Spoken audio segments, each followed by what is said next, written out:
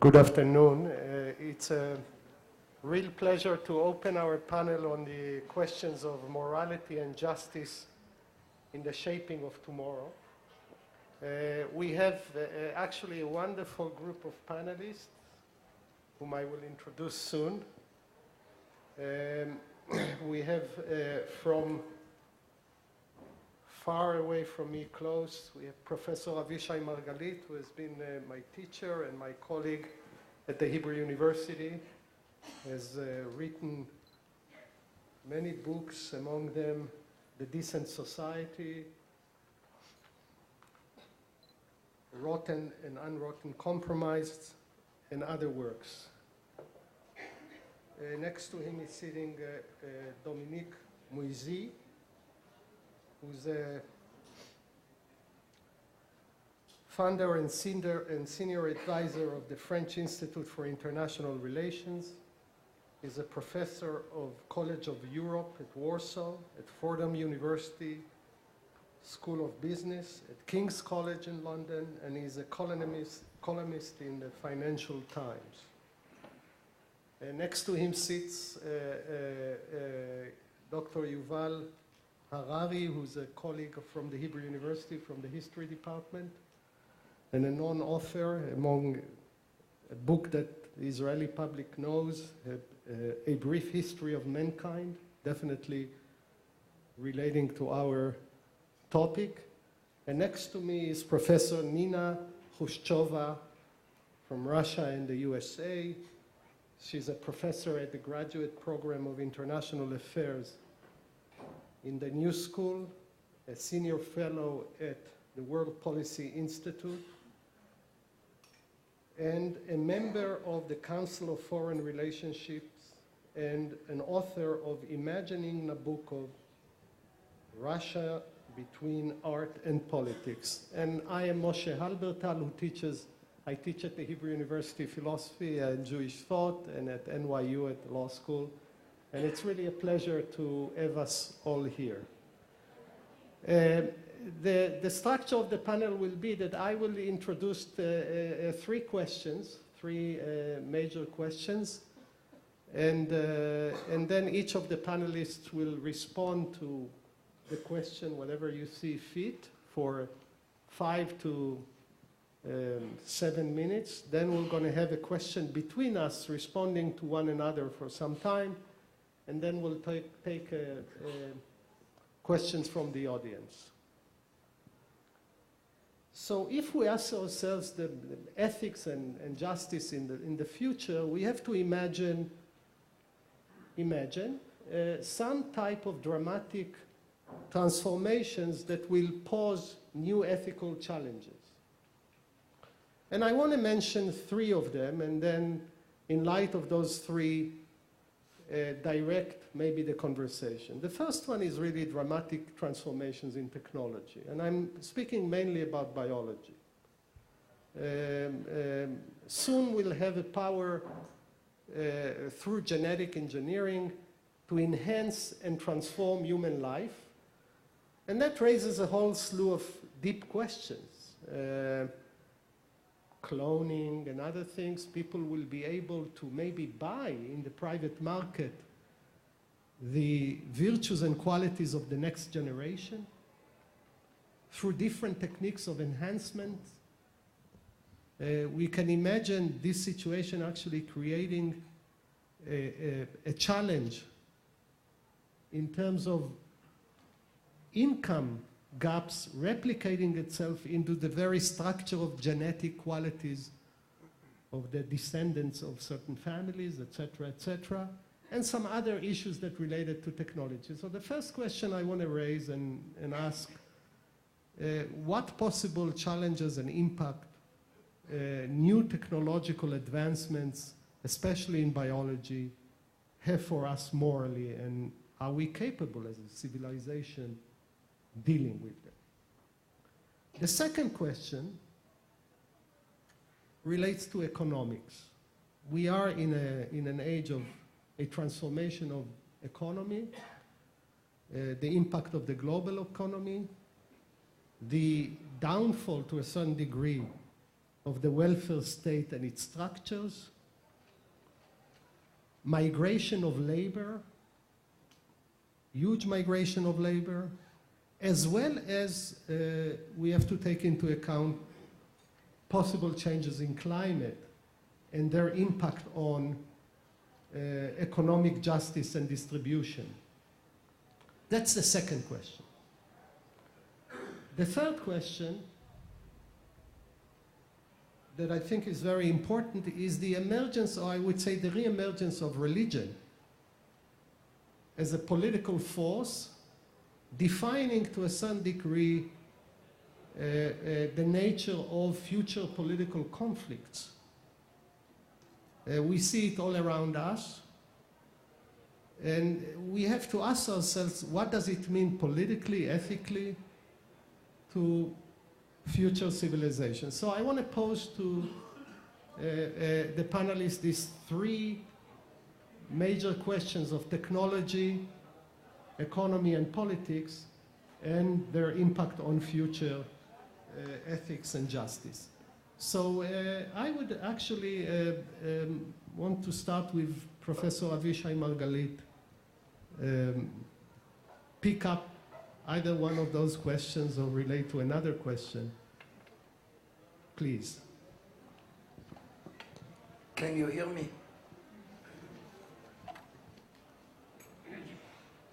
I think that we are all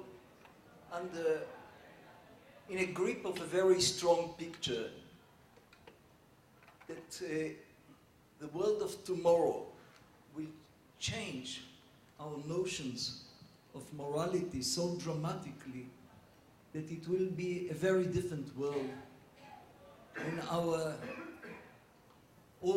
our Stone Age morality will become irrelevant.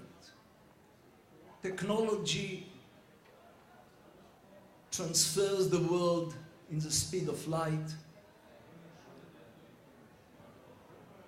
Religion,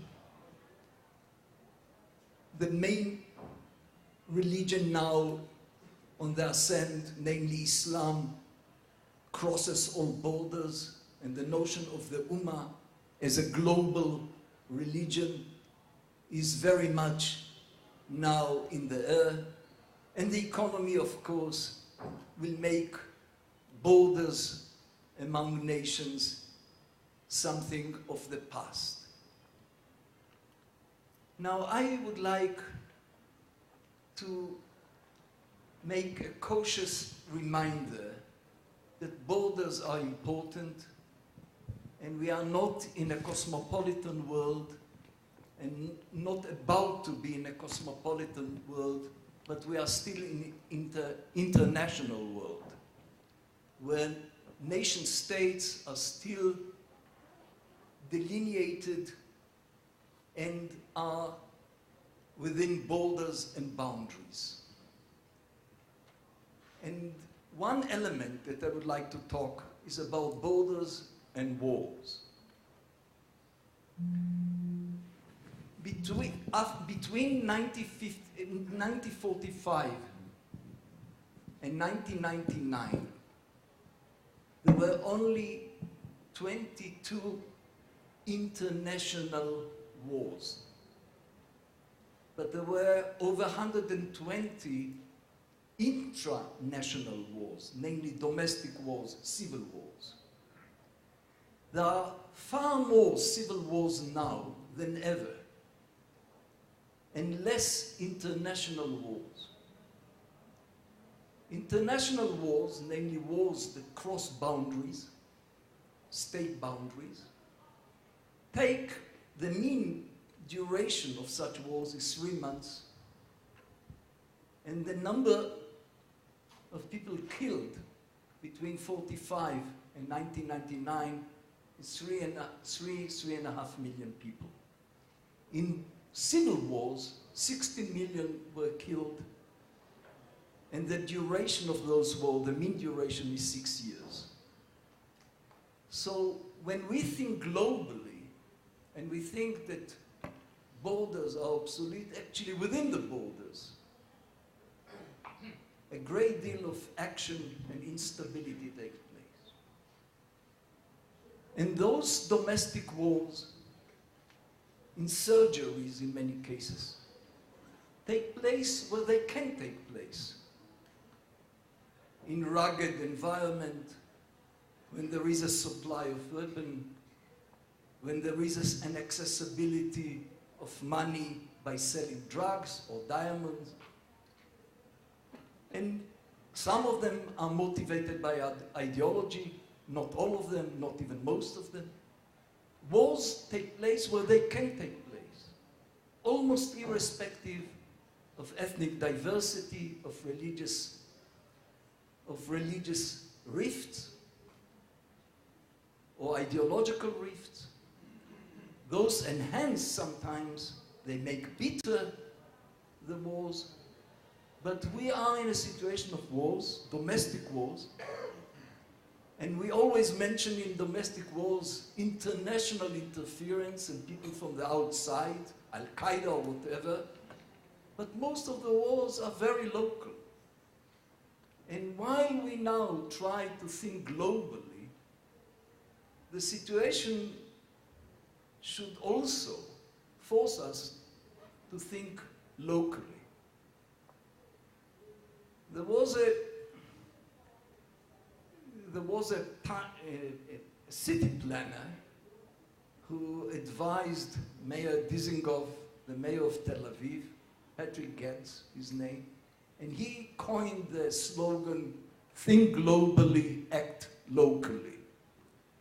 And I think that this is still a very valid slogan. So while we try to think in futuristic morality terms and about all sorts of thought experiments about the future in which we'll have one planet governed by one body, we are still in an international situation, in a situation of more and more local wars, and that seems to be the trend in the near future. So I'll end by, again, reminding the slogan of Gad, namely, think globally, but act locally. Thank you.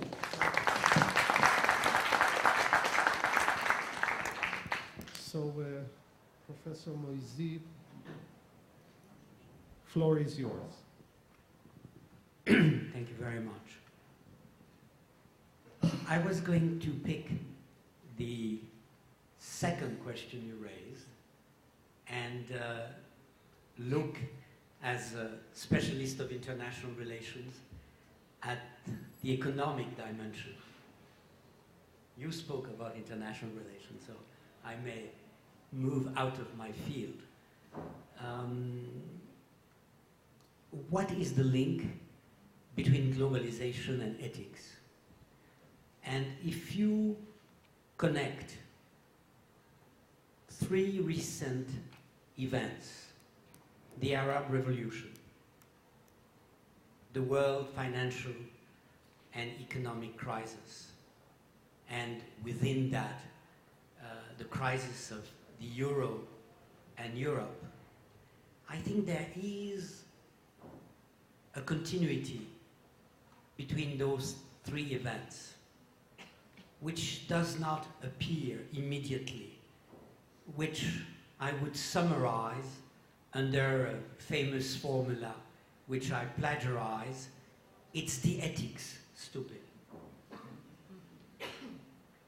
The Arab Revolution. Well, of course, it's about politics. But by the end of the day, in countries like Tunisia or Egypt, what society could not accept was the corruption of despotic regime. One can say that despotism was more acceptable than corruption. It is said that on the day he had to leave his country for Saudi Arabia, the president of Tunisia asked his closest advisor, "What can I do now?" And he said, "It's maybe too late, Mr. President, but you have to divorce from your wife and your wife's family, and it may be the last resort." If you move to the financial crisis, which starts in the United States with the subprime crisis, well, it's about the infectious greed, to quote the words of Alan Greenspan, who himself was guilty of not controlling the greed of his many actors around him. But by the end of the day, it's also about ethics in the following sense. An industry, the financial industry, has launched product without testing them, just for reasons of greed, just because they were fascinated by the idea that the sky was the limit and that nothing should stop them from having a two figures growth. And of course, it collapsed.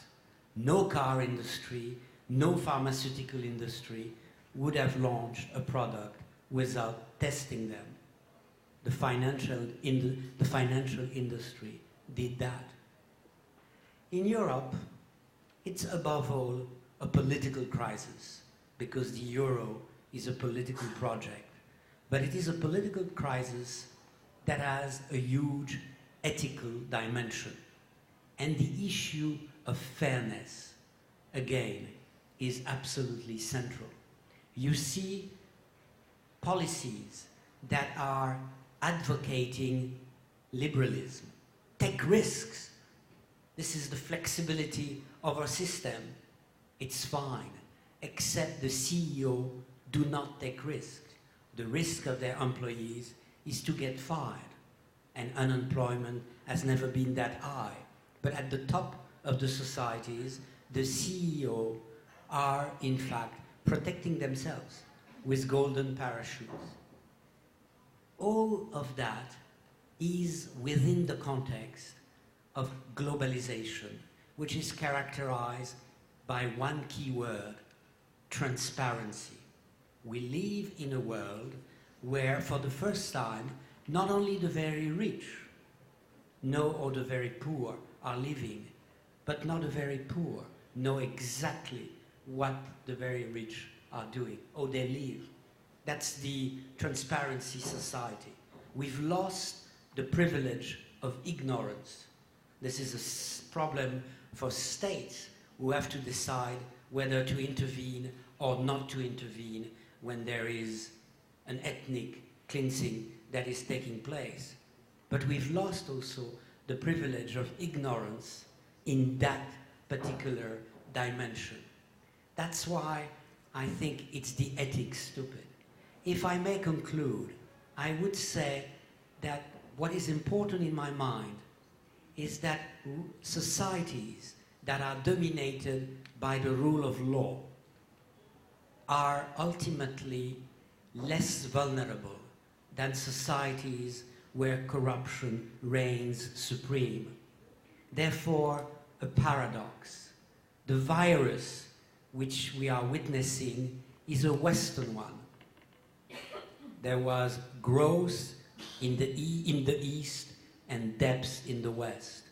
But the emerging countries are much more vulnerable than the classical societies because they do not have those antibodies that are constituted by democracy and the rule of law. So this is the ethics stupid, the importance of fairness, which has never been more central. Thank you very much.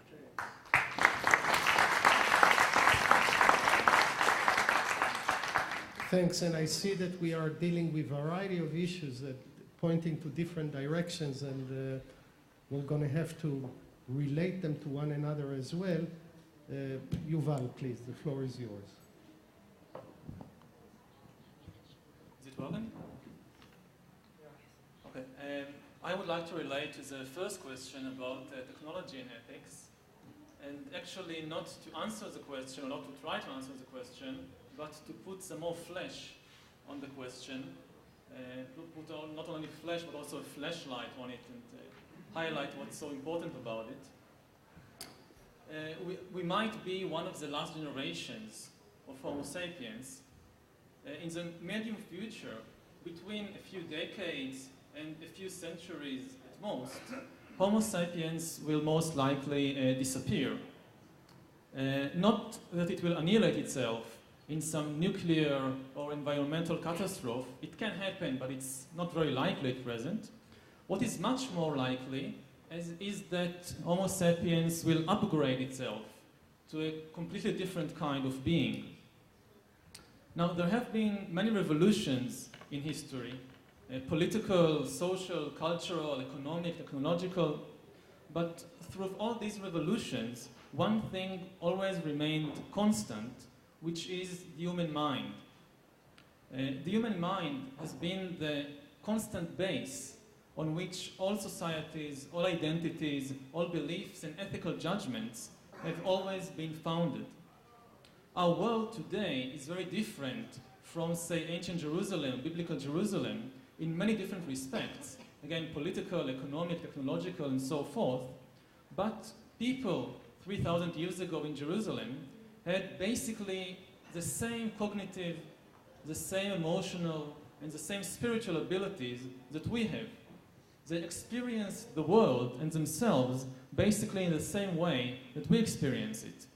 And this is why we still have interest in the Bible or in the philosophy of Plato or in the works of Confucius, because the mind is constant. Now, this is about to change.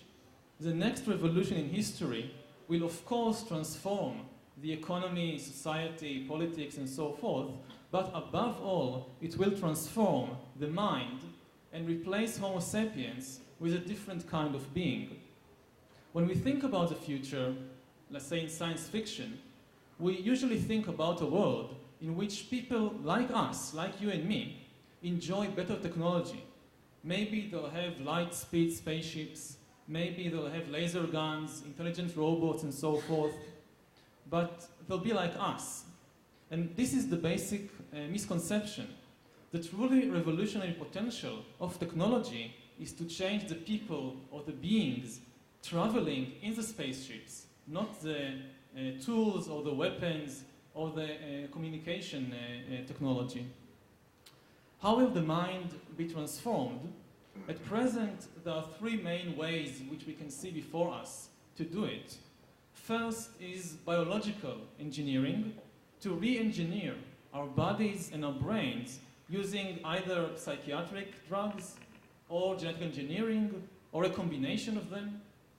The second way is by cyborg engineering, which means to create a direct interface between brains and computers. And the third way is to engineer completely non-organic minds. When the mind will be transformed, the way that one feels, thinks, and experiences reality will also be transformed beyond recognition. And in the medium future, say in 50 years, or 100 years, and 200 years, we will be inherited by beings who are more different from us than we are different, for example, from the Neanderthals that came before us. And just as Neanderthals cannot possibly understand our world, our identities, and our ethics, so we are in no position to understand the world, the identity, and the moral dilemmas and ethics of these future beings. This will likely cause the collapse of our entire world of meaning. In 100 years or so, I don't think that identities such as Israelis and Palestinians, or Jews and Muslims, or men and women will have any meaning. There won't be any Israelis, there won't be any Jews, and there won't be any women, because the substratum for the existence of these identities will be different. So in the long term, all the heated ethical debates about things like the Arab-Israeli conflict, or about the clash of civilization, or about gender inequality, will simply become meaningless. There is only one ethical question that in this long-term or medium-term view has importance. And this is the question, what kind of minds do we want to engineer? Thank you.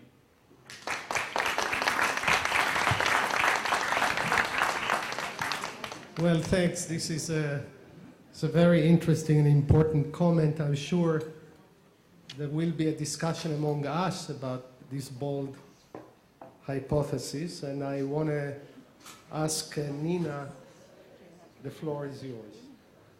Thank you very much. I would talk a bit about the last question and the emergence of religion and what it means for the future.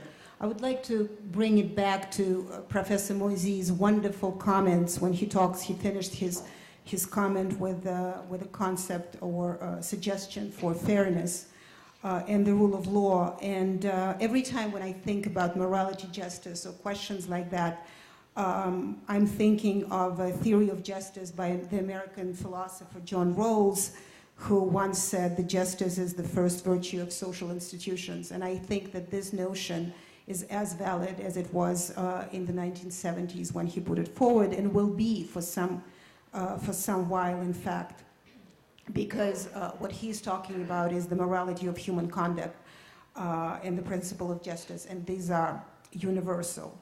I'm sure everybody read John Rawls, so I don't really need to repeat his major premise, but one of it is the idea of the original position, which is when people are born, they don't know, hypothetically, they don't know their place in society, and therefore it allows to create a juster world, because there is no set hierarchies, and it is much more valuable in a sense of meritocracy.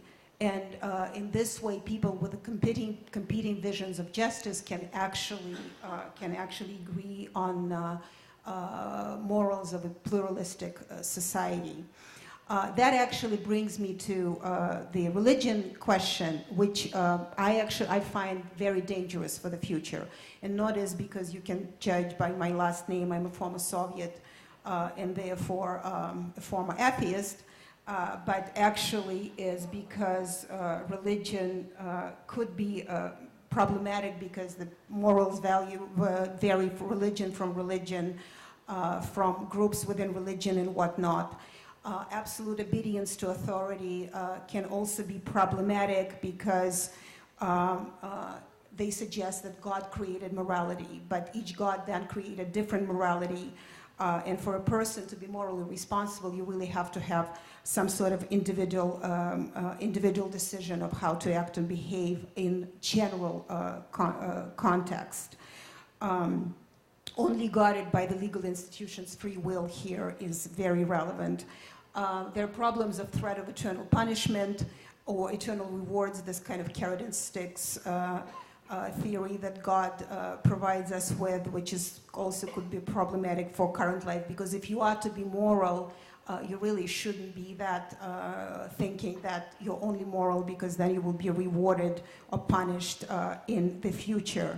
Another thing that I think is worth considering here is that most religions came from the traditional and ancient belief system when slavery, and I think it goes back to Professor Margalit, when slave system and all other systems that genital mutilation, that we're no longer think irrelevant. And so twisting all this rigid systems with ad hoc rationalizations to fit a more modern society could be very, very problematic, and in fact already is very problematic. There are some other things that we can talk about. I don't want to spend too much time on this. Absolutism, I think one of the problems with the set of religion which becomes political, because there are contexts and consequences that absolutism may not take into consideration, but the world is really not absolute, and the globaler we become, with borders or without, absolutism is really of no help. So I think the only way religion can help us is an individual freewheeling moral code. that each of us follow. Thou shalt not kill, thou shalt not steal, and whatnot. This is all very helpful. But when it is an institutionalized belief system of a group or a state, then it can be deeply misinterpreted and abused. I mean, we all followed in the last 10 years this horrible scandal came out of the Vatican, and really bankruptcy, moral bankruptcy of the Catholic faith that followed that. I give such frivolous example, but I think it's important. The Godfather, 1970, something that captured the world imagination with a mafia depiction. We all loved it for various reasons. But one of the reasons I think it really was such an important event is because it was a really tremendous rupture between the Catholic belief system, the claims that the mafia characters put forward for their group and their personal conduct, that is, they steal and kill. Clearly, another example that I have, and it is always my example, is Russia, which clearly very dear to me, more dear than Hollywood or Italy. And there, once again, I mean, it has been a very religious society,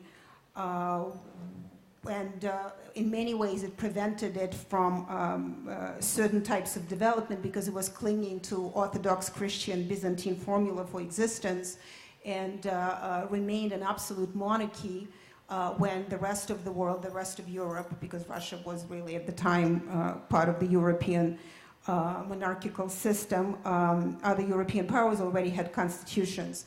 Yesterday, Tony Blair very eloquently talked about the necessity of an evolutionary process, and since Russians were denied that evolutionary process in 1917, there was a brutal revolution, Bolshevik revolution of 1917, and as I said, you know, former Soviet and former atheist, I can tell you that one of the indictment of communism should not be that it was based on rational dialectic materialism or it was atheist, but the problem is that that it really succumbed to the Russian tradition of despotism, mysticism, obscurantism. I mean, it just really created the same formula. The Tsar as a god messenger on earth and his subjects, the serfs, although there was a different iconography that was created. I don't know if you may remember, there was Marx, Lenin, Stalin, and whatnot. But it was the same type of religion, which was called communism. In fact, Stalin's collectivization, by the way, very religious man, it was based on a psychological tradition of serfdom and obedience. So in somewhat conclusion, I want to bring it back to the contemporary Russia when Vladimir Putin's state, as you know, he was recently re-elected. He's a very religious man too. He wears religion on his sleeve at all times, but it doesn't make matters better in any way, as it didn't help Michael Corleone or then Tony Soprano, another great mafia example, very religious as well. For example, recent scandal in Russia was that a rock group, Pussy Riots, they sang anti-Putin songs and slogans on the Cathedral of Christ the Savior. And it was not against Christ in any way. It was not anti-religious. It was anti-Putin. And the last time I checked, he's no God. And yet, these three young women were arrested, and they were charged with insulting the faithful. I mean, it's a direct quote. Faithful were not insulted, but their faith was manipulated for state purposes. Henry Kissinger yesterday said that a good leader is to take his or her country from where it was to where it has never been. I think religion can help. I don't think it can do a new trick and reborn the world in you. In fact, bringing it back to John Rawls, he was talking about the leader as a good person whom he defines as one who has the qualities of moral character that would be rational for members of a well-ordered society to want associates. And I don't think that Vladimir Putin or Michael Corleone or Tony Soprano, for that matter, actually can lead us into the future, or their examples can lead us into the future. Thank you.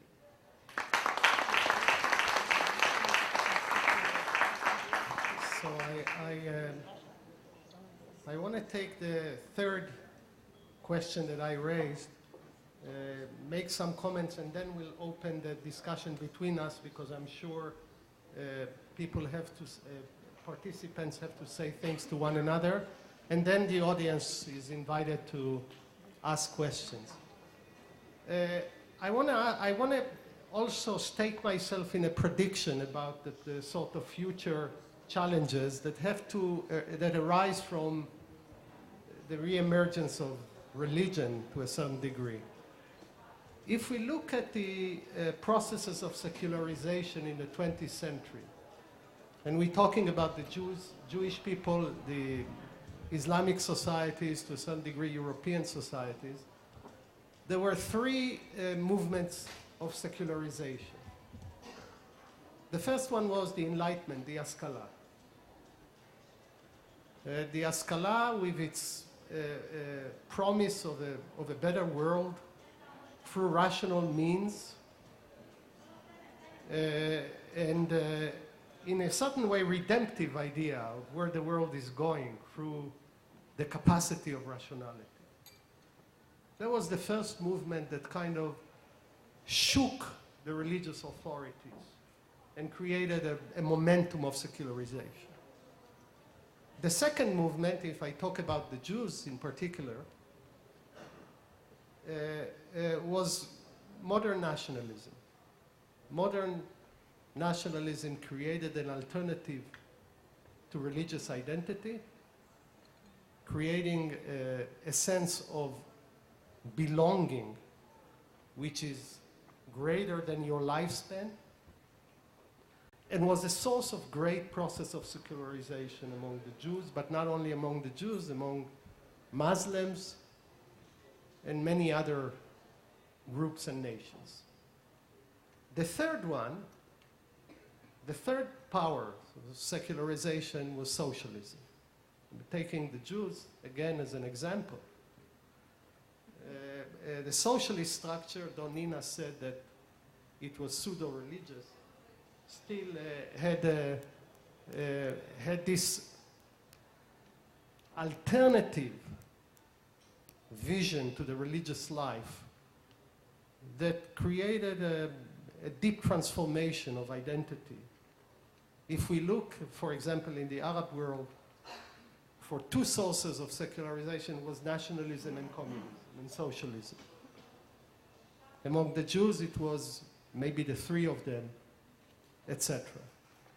If we look at in some ways, the end of the era of the secularization momentum, I'm not saying that the secularism is not a viable force today, but it lost its momentum. If we look at the Israeli society, the Jewish society, at the beginning of 20th century, middle 20th century, the religious establishments of groups were really threatened. Their elites were threatened. Volozhin was collapsing from within by either socialism, nationalism, or the Enlightenment. I can tell you that Ponevezh or Mir today are quite safe from that. There is an end of secularizing momentum, and among other things because those three movements lost their power. We see it in the Arab world as well. And if I ask myself, what is the only force, and here I stake myself in the sort of future projection, the only force that creates a genuine challenge to religion, the way those three movements had created, is actually feminism. If I ask myself what will be the immediate, I would say the immediate confrontation, political confrontation, an ethical confrontation will be about the place of women in society and the role of women in society as a transformative power. If I ask myself, if rabbis and qadis are losing some sleep, it's because of the force of the moral challenge of the feminist world. Or I would say the following. We are entering an era where the management of eros, or the attempt of holding on to patriarchal structures, will be the front line of either political, global, in some ways even violent interactions. So if I imagine the ways in which the collapse of larger narratives of the 20th century have created a room for re-emergence of religion and an end of the process of secularization, the kind of counter-narrative. By narrative, I mean an ideology that places individual life in a larger set of time and meaning. The alternative narrative that is there to challenge existing structures and will actually define the nature of future conflict. Indeed, emerging political structures will be women's role and the feminist argument as a morally powerful political argument against patriarchal structures. That's just a speculation, as many of us, but it's not as far-reaching as Yuval's. And I want to actually start the conversation in terms of whether we have responses to one another. Maybe I would start with one question I'm addressing to Yuval. I think, after all, the basis of morality is our vulnerability. We are vulnerable, we can be harmed and pained. And also, we can cause harm. And morality is about relating to ourselves as both vulnerable to harm and also as causes and agents of harm. Now, this seems to be a permanent feature of what it is to be a human.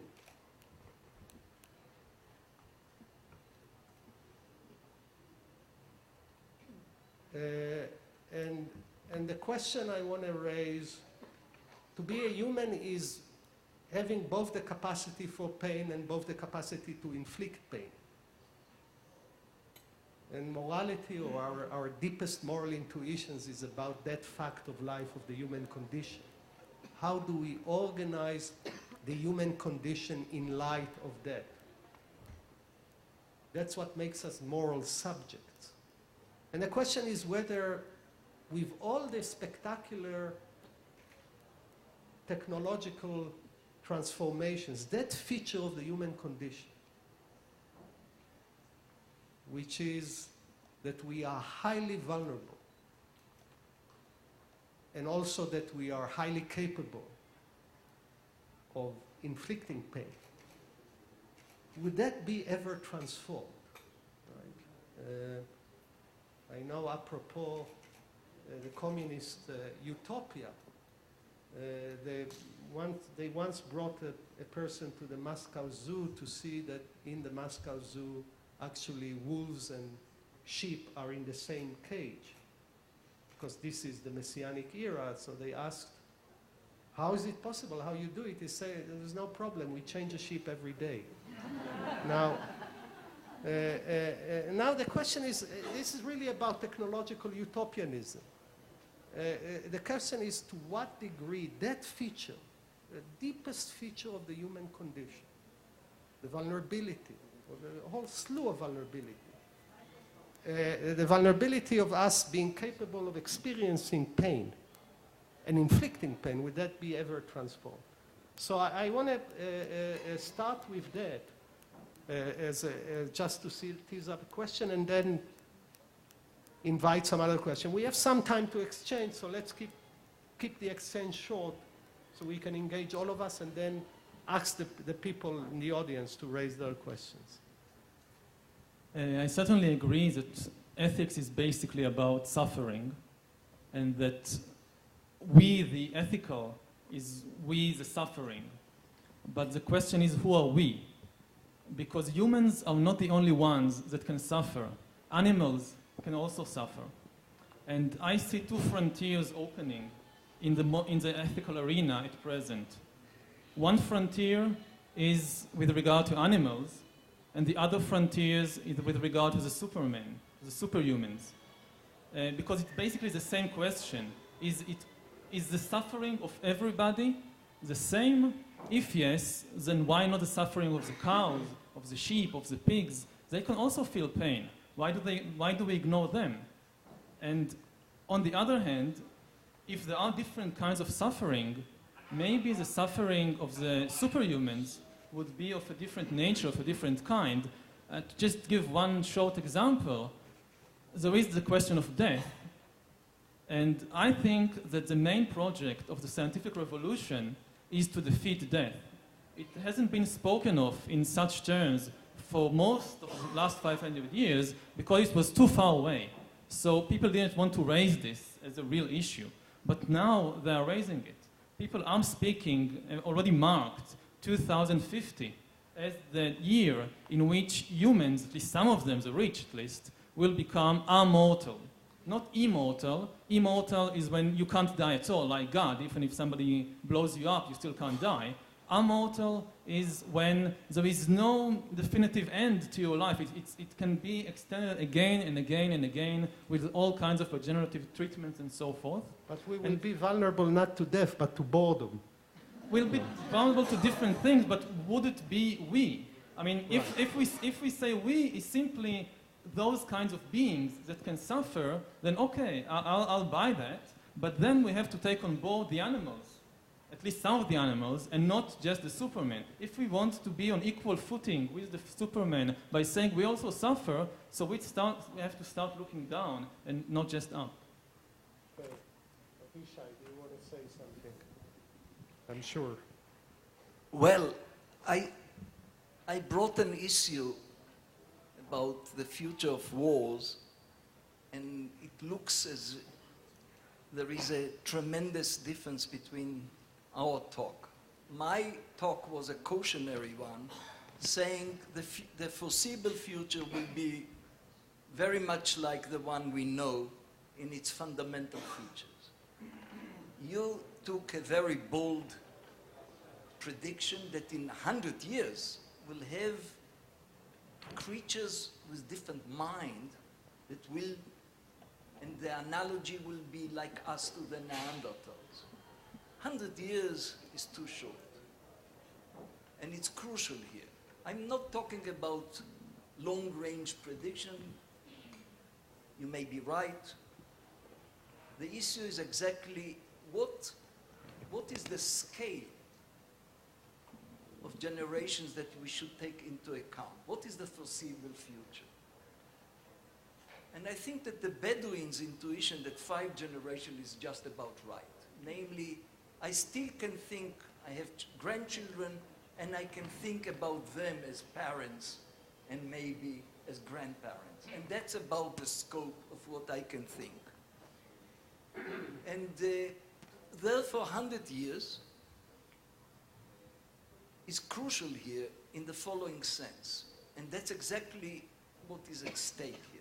Namely, I'm against, or at least I'm terrified of the idea of dwarfing our concern by a futuristic description that will make our life meaningless already.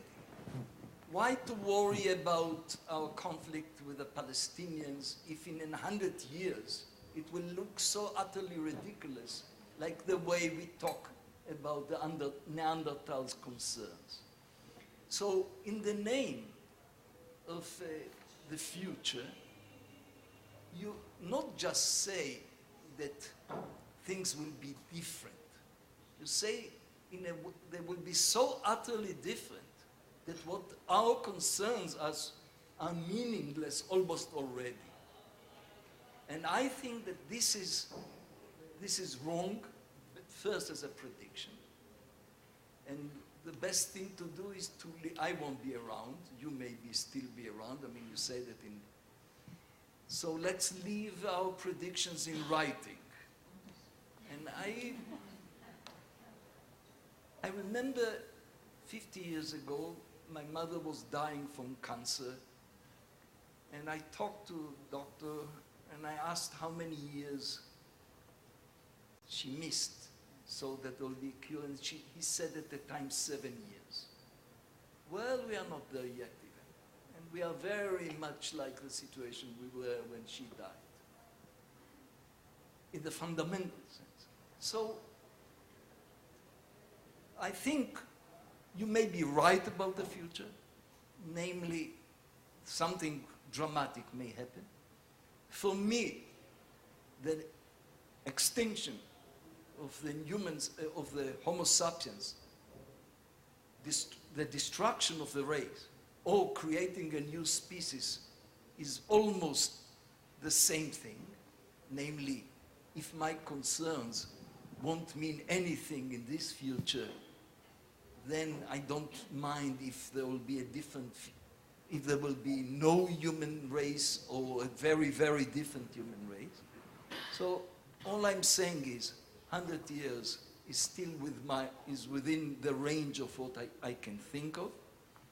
And I think that responsible futurism here is important. We are now celebrating Turing's famous prediction about computers when there were no computers in the world. He was amazingly accurate in what he said, what will happen in 50 years. And I think 50 years is about what we can think, and my hunch is that in 50 years it will be still the same messy, chaotic world that we have, with the same kind of vulnerable and silly creatures that we are.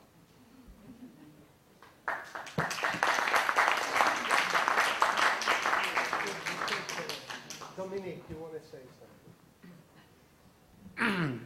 Well, I feel very close to what Avishai has just said. So let me rephrase it in my own mind.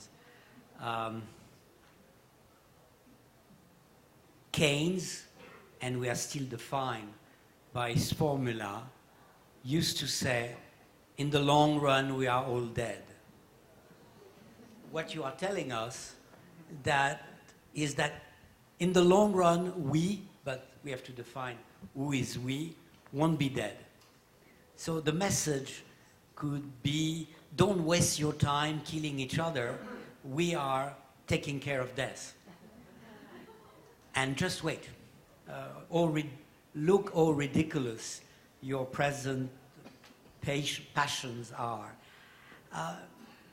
I find it, in a way, fascinating that as an Israeli, you would define the problem in such radical, bold terms. I mean,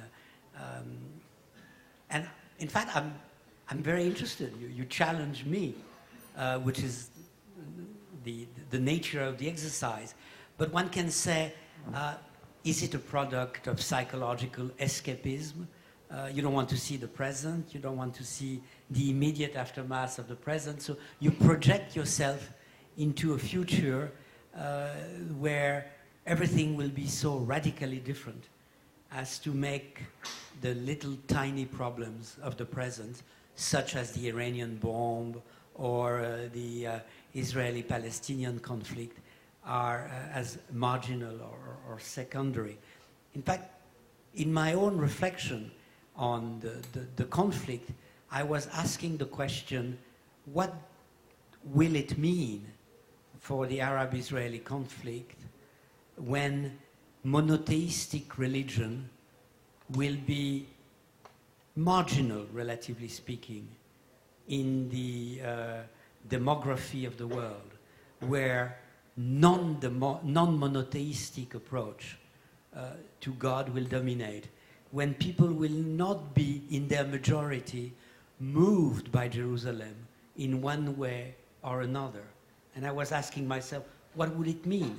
And looking at the demographic trends, that will come, in fact, pretty soon.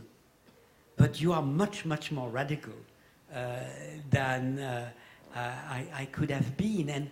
And somewhere, but maybe because I'm petit bourgeois, I feel very much in a classical, commonsensical approach, which is that the issue of morality, don't do to others what you don't want others do to you, don't treat the others as you don't want to be treated by the others.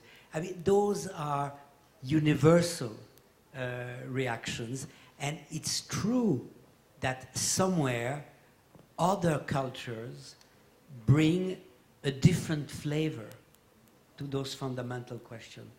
But it's a different flavor. It's not necessarily a different answer. You see the same reaction against corruption in China than anywhere else. When the son of the nomenclatura crushed someone in a car accident, you see that people can't take that. So that's the universal nature of ethics in a world dominated by human beings like us. Nina, and then Yuval, you'll have a chance for a second round, etc. And we'll also have some time for questions. Please.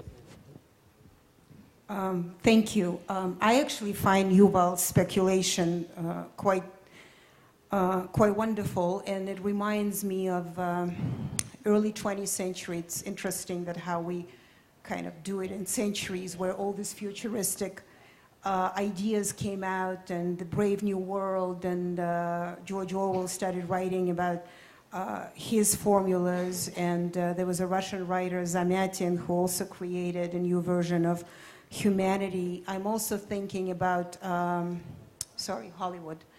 I teach media, so it comes naturally to me. Star Trek and Star Wars, and as you may remember, there was a reality of 500 years, 5,000 years from now, and yet the only depiction that we could decipher from there is the people like us, although of course they looked all horrible and weird, and Klingons were nothing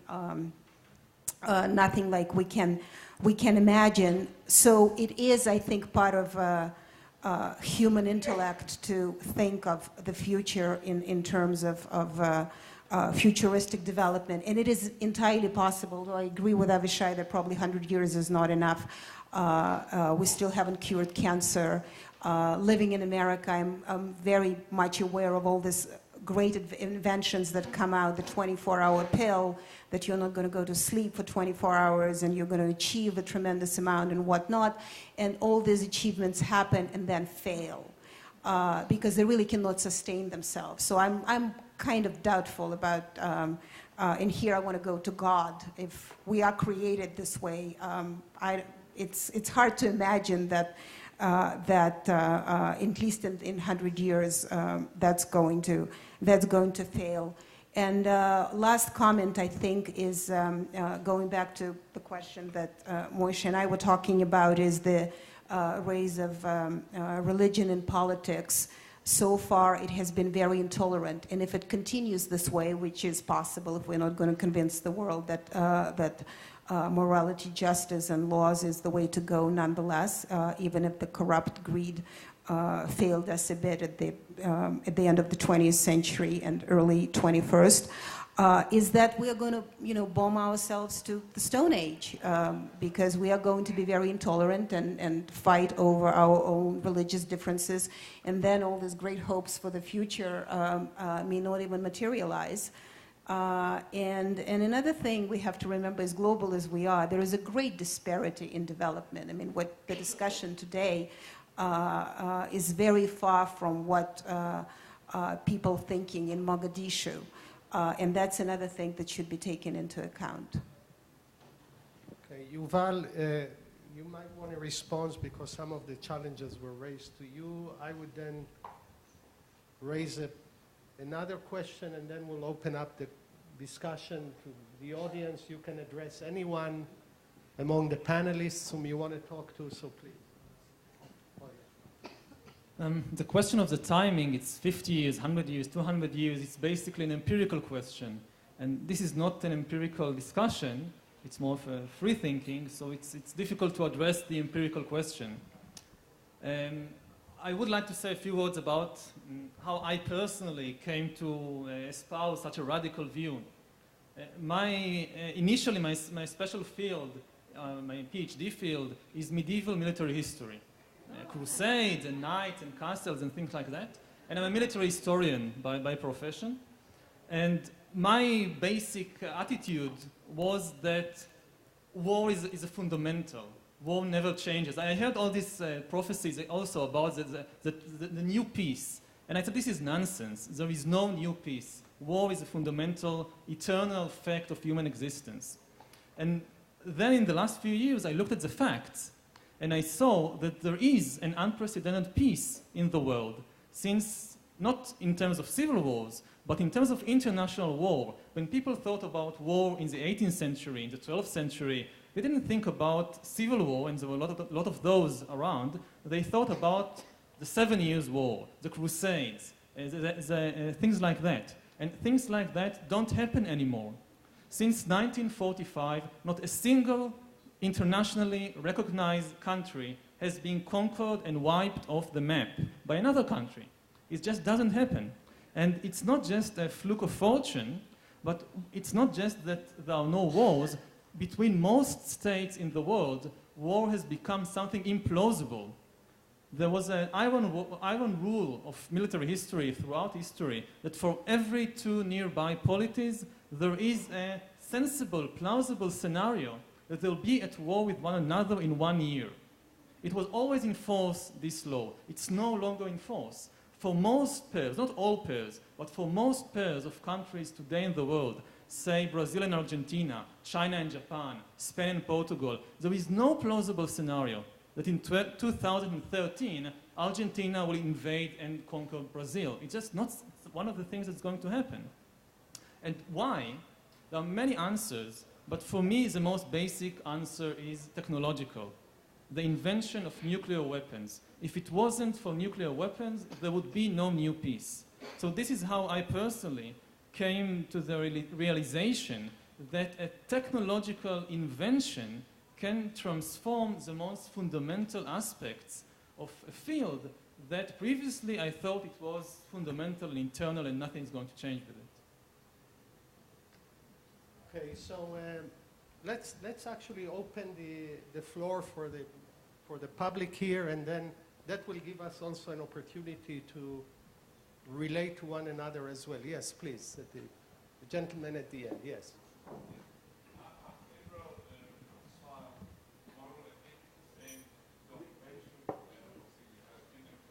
We can't hear you.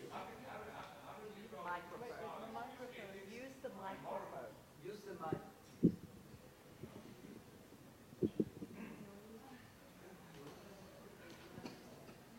You have the mic?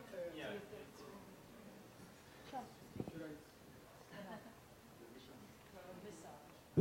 How can Israel reconcile its moral and ethics with the occupation and treatment of the Palestinians?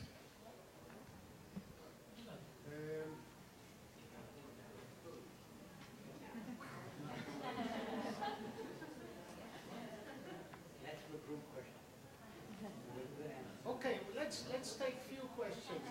This is not my way of avoiding it because we heard. I think that some of us in the panel thinks that they cannot reconcile. Or let's say that the following thing, that from a moral perspective, the ongoing condition of occupation will at the end undermine the fabric of the moral quality of our life and whom we are as a people. And this is why some of us, not all of us, think that this is a situation that we have to make an effort to put an end to it. That doesn't mean that putting an end to it is very easy, but it means that this moral burden, and Dominique said it's all ethics, right? The undermining of our very basic moral fabric is at stake here. So, if I could add one thing, Moshe, just to that, and I'm answering in a way. in a transparent world, it becomes more realistic to be moral than was the case before. I think it becomes very naive to be systematically immoral and cynical, precisely because we live in a different world that is so transparent. So, You said earlier that there were, Ms. Kruzeva said there were absolutes are not of importance. And then we heard earlier also ethics is everything. My question is, upon what then do you base your morality or your ethics? if I may try to answer that, my own, maybe we have a difference and we'll open. My own sort of, you would say, moral absolute is do not intentionally harm the innocent. Do not intentionally harm the innocent.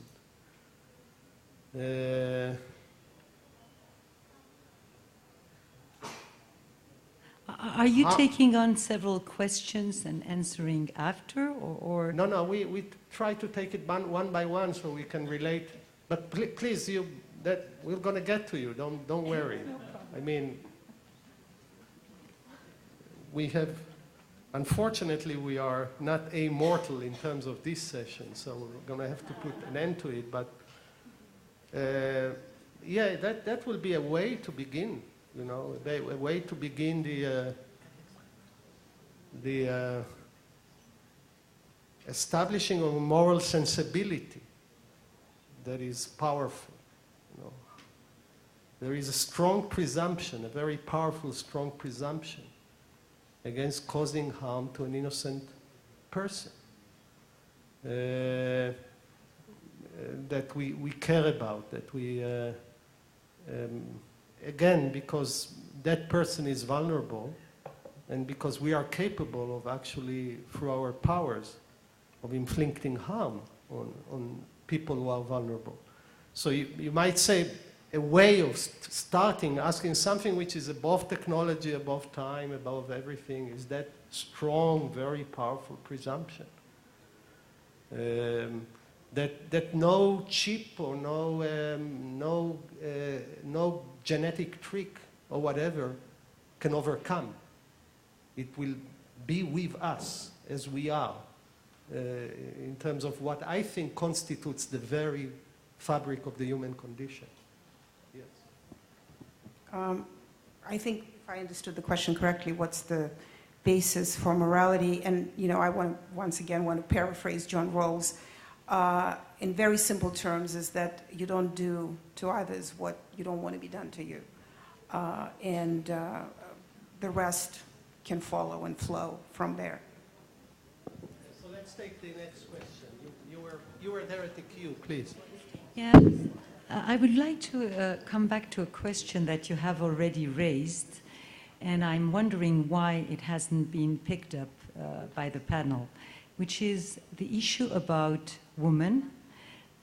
If you establish a scale of the number of people which are concerned by an issue, the number of women in the world who have no freedom, who are confronted with absolute power and the impossibility of existing or expressing themselves, I believe that the cause of women definitely in many areas in the world and in many regimes is a valuable cause. And I'd like to come back to this question that you, Mr. Albertal, have raised. And I'd like also to add to this question, why wasn't it picked up by the panel? Is it because the suggestion of, I can't remember the name of, I think Yuval, is it because being caught by this vision of a very far future, we don't want to look at a more closer future? But I was wondering about both the answer to the woman's question and why it hasn't been taken on board. Ishai, please. Well, I can speak for myself. I think I simply agree with the statement that Halbertal made, and I disagree with the statement that Harari made. And that's good reason to engage with something that you disagree with, which is bold and interesting. Now, the case of feminism, I believe that the phenomenal success of the feminist movement is because it's the only movement that in the last century that really changed consciousness. All others try to change all sorts of things and disappeared, vanished into the thin air. And I think here there is, it's not a full success, it's not even half of the success, but it is still a tremendous success. And I agree that a great deal of what we call now religion in the public sphere has to do with the issue of the women's presence in the public sphere. And here maybe I'll say something more. There are two basic intuitions. One, let me call one of them religious and one of them secular. Secular morality doesn't ascribe primary importance to sexual morality. Sexual morality is one of the domains of human vulnerabilities, and it is an important domain. And you have to apply to this domain of vulnerability ethics or ethical behavior. Religious intuition is that sexual morality is the core morality, and then you expand to others. That's already in the story of Adam and Eve. Now, I think that what is at stake now, ethically speaking, is really the issue of sexual morality and women in it. And the bid of some of the religion on the public sphere, how and to control the public sphere, is exactly about that. And therefore the issue of feminism and sexual morality is very much a political issue, a dominant political issue. So you wanted me to comment, I make a comment, but why I related to, because it was a very bold and interesting claim, and the implications are enormous. And if in 100 years we'll be a different species, we won't have to even to worry about feminism. Yes, next question. Yes. Yes, please. Can you comment on the issue of the migrant situation in Israel, what's been called infiltrators, in terms of the fact that if we treat them really well, the fear is more will come, and if we treat them really bad, the fear is we're treating them really bad, and the moral issues involved in this, and perhaps if there's time, maybe the moral issues regarding the Tal law, in lieu of the reasons why the Tal law was created in the first place, if possible. The Tal law, the Tal law. Anybody wants to talk about this issue? Avishai, maybe. I talked about borders, and in a great deal of discussion about macro ethics, how to distribute scarce resources are within boundaries, within states. And we all are worried about how to allocate resources within a state, and the theory of justice is partly about, mainly actually about distribution of scarce resources, the just distribution of scarce resources. But it is very clear that if you are even an Israeli, for a Sudanese or from someone coming from Eritrea and getting into the state and being admitted is the crucial thing, namely the poor of our society is relatively rich in comparison to people in many other parts of the world. After all, billion and a half people live on $2 per day. So obviously the question is, immigration will be the main challenge to my mind in the future of all countries with boundaries. And we don't know how to get it right. Not we in Israel. No country really got its immigration policy right. Some of them had really shameful history, racist history, and we are in a double bind because we, the Jews, know what it means not to be admitted to other countries when people try to get and to get out of Europe and weren't admitted. So the issue is serious, and I think in Israel we try, I think there is a concerted effort not to come with an immigration policy, because this brings all the fundamentals and all the basic controversies into the open. It's an open nerve, and therefore all the things are hush-hush, and there is a deliberate, actually, effort not to discuss the issue of immigration as a policy matter. Yes.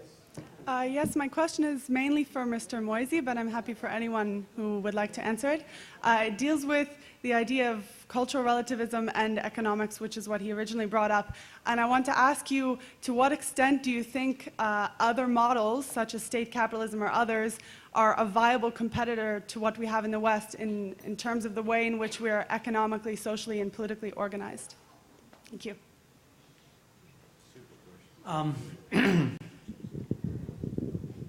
I think, answering as a man coming from the West,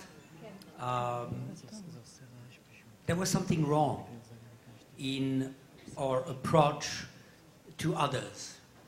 We were looking at the others with arrogance, as if we had all the keys, that if their future, their ideal, was simply to become like us. And the moment we were looking at the other with arrogance, we were looking at us with complacency.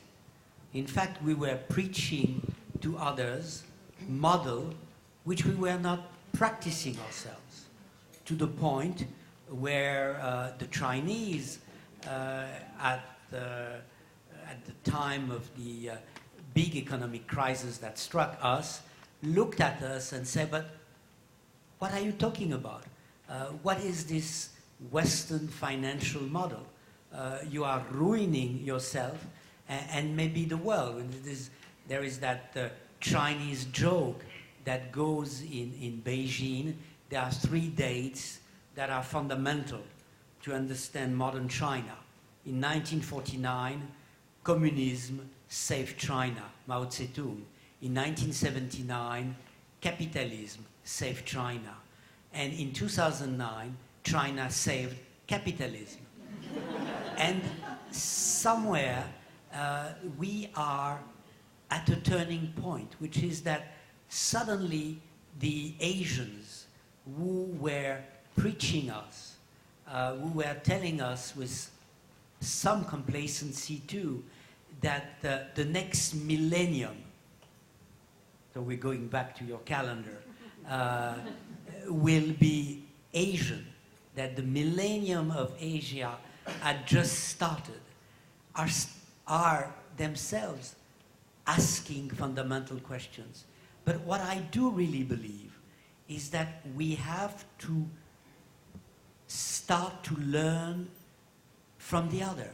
I mean, there were moments, very brief moment in life, when civilizations at the level of elites met as equal. Think of the Jesuits discovering China in the 16th century or Japan in the early 17th century.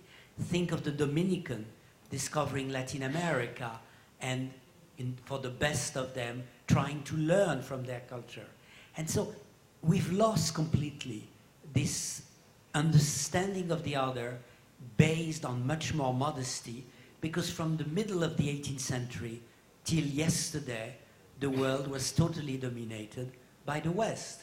So what does it mean in terms of model to live in a post-Western world where the world is still, where the West is still very present, but it has to start to understand that the others are equal in their own ways and have to contribute something to us. And so that's the, in a way, that's the ambiguity of the problem we are facing. The Chinese are doing benchmarking. We should do benchmarking too, but not forgetting our own comparative advantages, which are in the realm of ideas and ideals. Yes. Yeah, my name is General Njoroge, the ambassador of Kenya in Israel. And coming to this discussion about the question of morality and justice in shaping tomorrow. And I take tomorrow plus tomorrow is the future, and we look at bettering the tomorrow. And I assume we are talking about the human race. We are not talking about the people of Israel here. We are talking about the human race in the whole world. And I think I expected something like to better our future as the human race in making it better. Should we jeopardize morality? How do we justify what we do to make the future better? And should what we do be for specific people or for the whole human race? As we use the scientific methods, the development that we already have to improve on tomorrow, what should we look at that is morally justified to be done that does not harm the rest of the human race in the whole world? If we could have a panelist address that question. Thank you very much.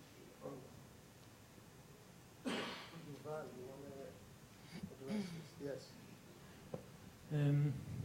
I think that the basic issue which you touched upon is, again, who are we? When we speak about bettering the world for our sake, and when we speak about our moral obligations towards others, then the biggest issue which is coming back again and again in different questions is, who are we talking about? And in my view, the relevant category is a bio-global category, the category of the entire human race. And again, the main boundaries are between those who fall outside the human race, which is animals on the one hand and potentially future species in the future.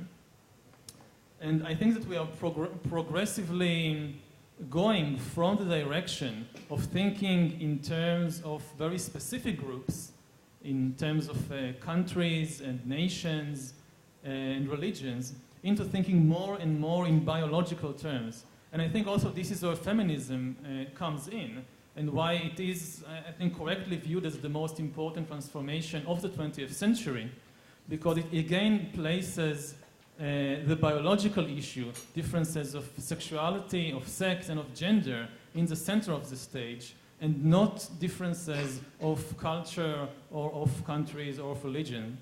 And I think this will only get, this will become more and more the main battlefield of the ethics, and the rest of the discussions will take second place at best. Nina wants to, please. Thank you. I actually think that in some ways your question was answered by Professor Moisey, actually, when he talked about transparency, because I think that's the crucial necessities, better laws and transparency. I also want to say that maybe once again the former Soviet and me really is very scared when people talk about the human race or humanity, because communism was trying to save humanity by killing every individual. So I think that when we talk about better laws and transparency, we should think not about how to save humanity or the race, but more how to benefit the individual. So how they, and talking, sort of using Professor Avishai's line that we really can become global only by going local, but going little to the little individual, so everybody would be protected. I think that's what should be our aspiration.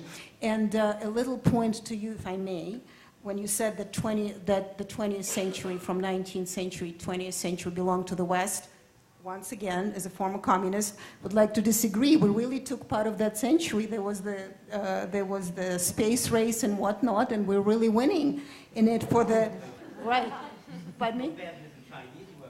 Well, you know, we had Chinese, and then we, of course, swallowed all Eastern Europe, so that was, so we took over for some while. But I think, in agreement with you, I would say that because USSR really went complacent on its victory, and I think that collapse really should be a great cautionary tale for anybody who claims that they know the answers for the future. Excuse me? I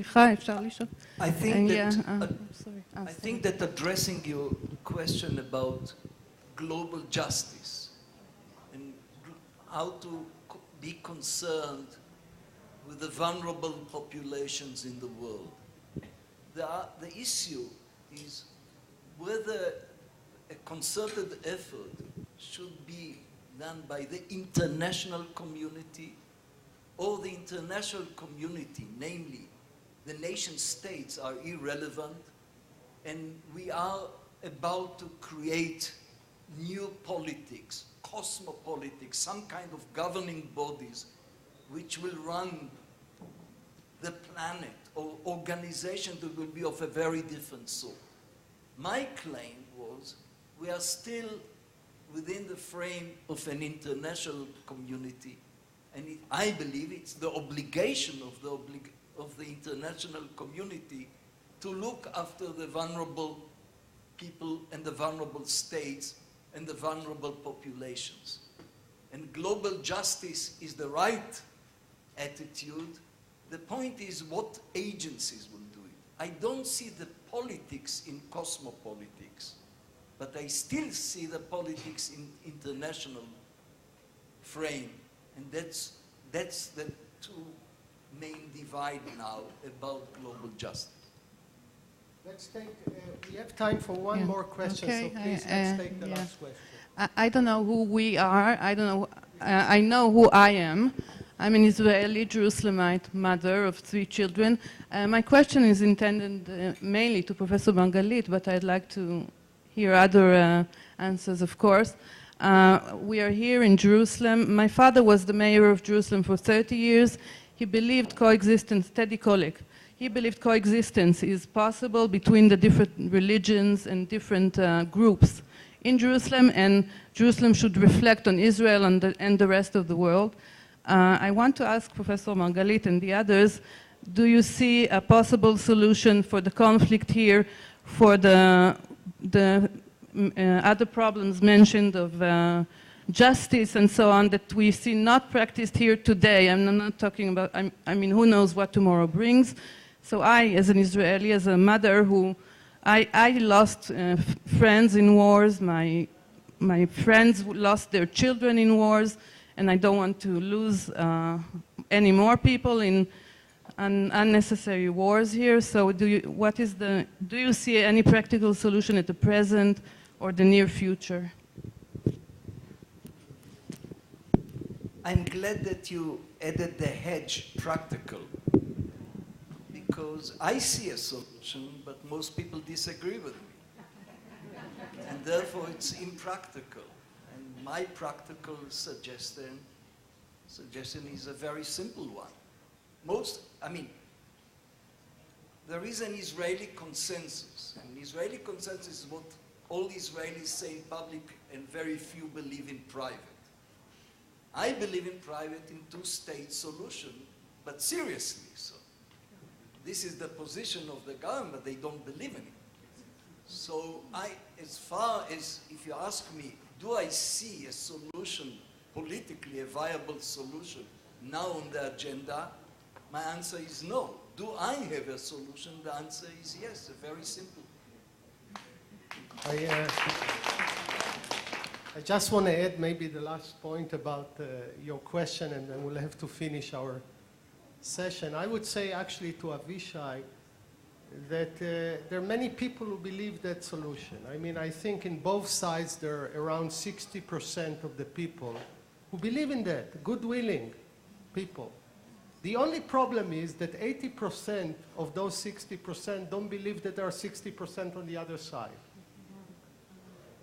And the issue is really how to establish what is fundamental to moving forward, a basic element of trust.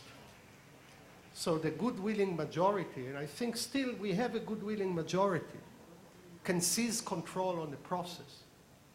So we can get to a condition in which, and this follows to our first question, in which we will be unburdened, seriously, by the moral pain and creating conditions in which what you envision will be possible.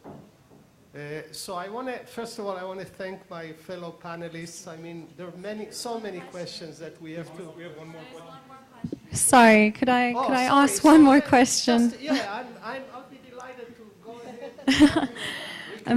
Amazing. It's fine. Just let's take the Okay, well, just going back to what Joel was speaking about a little bit earlier about artificial intelligence and the possibility, I thought it was quite an interesting subject about the possibility of having a synthetic form of human existence. And we know that we are going in that direction. We know that we can simulate a mind. We know that we can have mechanisms that use human neurons. My question is really, and I'd really love to hear your opinion, is what are we losing in that process? If there was a situation where we could create a different type of being, as you said, it wouldn't even be, it would be a different species, it wouldn't even be a Homo sapien, what would we be compromising in that process? I am going a little bit on Nagel's philosophy about consciousness, and I'm touching a little bit on if we had to compromise something of our mortality, of our bodies, of our sensory experience, how much would we still have of our humanity? Would we still be able to, how much of ourselves would we still have? And I think we underestimate how amazing the human mind actually is. I mean, I think we can all agree that the human mind is probably one of the most complex things in the known universe. And how much would we be compromising in that process? Thank you. So I'll try to answer briefly that we don't know. I mean, we are going forward blindly. I think for me this question is not something for the far future. It's something burning. It's something that has to be addressed now. Because, again, from experience as an historian, I think most of the big revolutions of history happened without anybody realizing what is happening, without anybody planning ahead. I'm thinking mainly about the agricultural revolution 10,000 years ago and the industrial revolution. They just happened. People were busy doing other things, fighting other wars, and they just went forward with many, many small decisions which accumulated to a tremendous revolution. And sometimes it works out well, sometimes it doesn't work out so well, and we're just like the sorcerer's apprentice. We know how to release immense powers of change, we have no control over them. Okay, so this is the moment where we're going to have to stop the discussion, which can go on for long. I want to thank the audience for your patience and questions. And thanks also.